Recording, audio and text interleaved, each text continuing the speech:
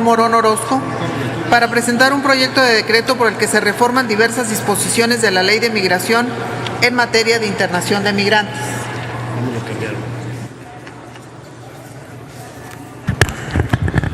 Con su permiso, Presidenta, compañeras senadoras, compañeros senadores,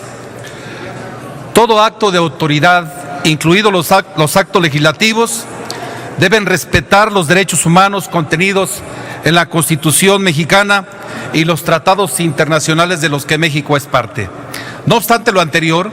los artículos de la Ley de Migración que se propone reformar por medio de la presente iniciativa contravienen principio de presunción de inocencia establecido en nuestra Constitución y en diversos instrumentos internacionales que México ha firmado y ratificado. La presunción de inocencia establece que toda persona debe ser tratada como inocente hasta en tanto no se demuestre lo contrario. No permite que a aquel sobre quien pesa una acusación se le atribuyan consecuencias que son propias de una persona a la que se tiene por responsable de un delito en una sentencia condenatoria firme que no admite ya ser revocada y en cuyo proceso se hayan observado todas las garantías. Lo que no sucede en las disposiciones que se propone reformar, puesto que establecen como requisito que cuando una persona esté sujeta a proceso o haya sido condenada por delito grave, las autoridades podrán negar la expedición de la visa,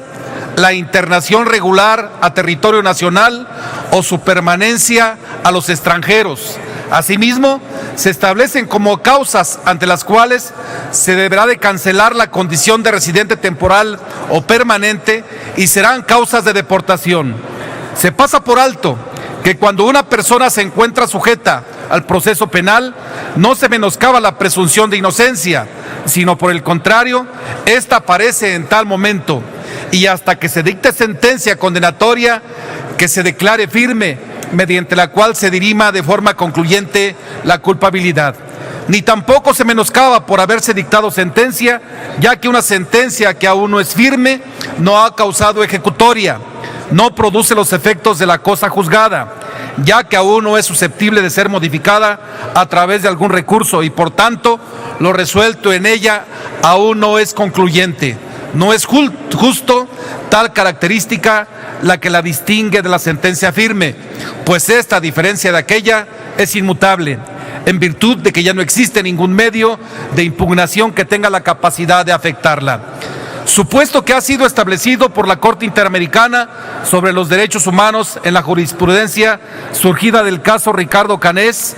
contra Paraguay, Fondo, Reparaciones y Costas, resuelto mediante sentencia del 31 de agosto de 2004, así por la primera y segunda sala de nuestra Suprema Corte de Justicia de la Nación. Asimismo, la segunda sala de la Suprema Corte de Justicia de la Nación, al resolverlo el amparo en revisión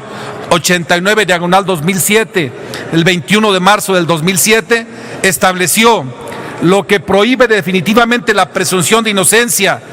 es la pérdida definitiva de un derecho por una presunción de culpabilidad, pues lo anterior haría inoperante el principio en comento que prohíbe absolutamente la privación de derechos si no es mediante juicio en el que se demuestre la culpa del acusado.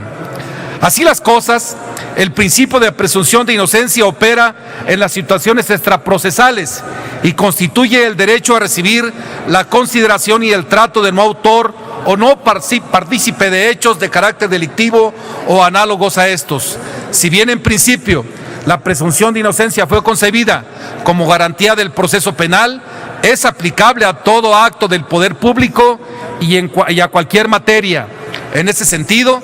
las leyes deben dictarse con arreglo a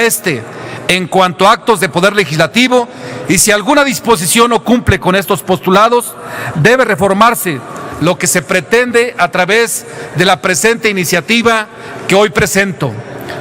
Un parámetro de constitucionalidad es la configuración legislativa respecto al principio de presunción de inocencia extraprocesal. Es que las leyes no otorguen consecuencias privativas de derecho propios de un condenado a alguien que todavía no tiene ese carácter en sentencia firme, como es el caso de lo que se establece en los numerales 43, fracción primera y tercera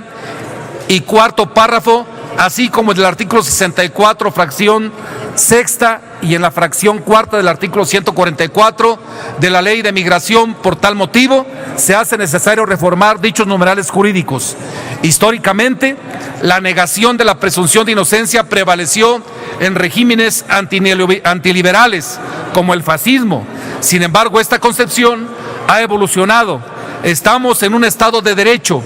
con un enfoque garantista. Por tanto, este se vincula a la tradición clásica del pensamiento penal liberal y expresa la exigencia propia de la ilustración jurídica de minimización del poder punitivo mediante su estricto sometimiento a la ley. Por tal motivo, es necesario que en ella establezcan los parámetros a los que la autoridad migratoria debe sujetarse para evitar abusos, actos arbitrarios y violaciones de derechos humanos, como se hace actualmente en contra de los extranjeros que buscan ingresar, obtener o gozar de una permanencia en nuestro país. Como país democrático, estamos obligados a velar, proteger y respetar los derechos humanos. La negativa de expedición de visados, de autorizaciones de entrada, salida y residencia de manera regular por el hecho de que una persona esté sujeta a un proceso penal, vulnera de manera evidente la presunción de inocencia. Esto es así porque no debemos olvidar que la presunción de inocencia comporta el derecho de toda persona a ser tratada como inocente en tanto no se declare su culpabilidad por virtud de una sentencia condenatoria firme, lo que implica que se debe impedir en la mayor medida posible la aplicación de medidas que impliquen una equiparación de hechos entre imputado y culpable. Es decir, conlleva la prohibición de cualquier tipo de resolución que suponga la anticipación de la pena. La ley de migración, como otras tantas en el mundo, prefiere criminalizar a priori a las personas que pretenden o han ejercido su derecho a migrar, pues de esa forma las autoridades justifican de manera adelantada la incapacidad que tienen para desempeñar sus funciones, difundiendo entre los ciudadanos que todos los males de un país en ocasiones son consecuencias de la inmigración. El gran reto está, por tanto, en cambiar este conjunto de prácticas viciadas y en hacer posible que no solo en la letra, sino en la realidad, los derechos humanos sean una constante en la política migratoria mexicana, que ello sea en verdad el eje que guíe la aplicación de la ley de migración. Ojalá algún día entendamos que las fronteras no son esos límites territoriales que existen entre los estados, sino esos límites que establecemos en el marco jurídico y que vulneran los derechos de las personas migrantes. Por su atención, muchas gracias, compañeras y compañeros. Túrnese a las Comisiones Unidas de Asuntos Migratorios y de Estudios Legislativos.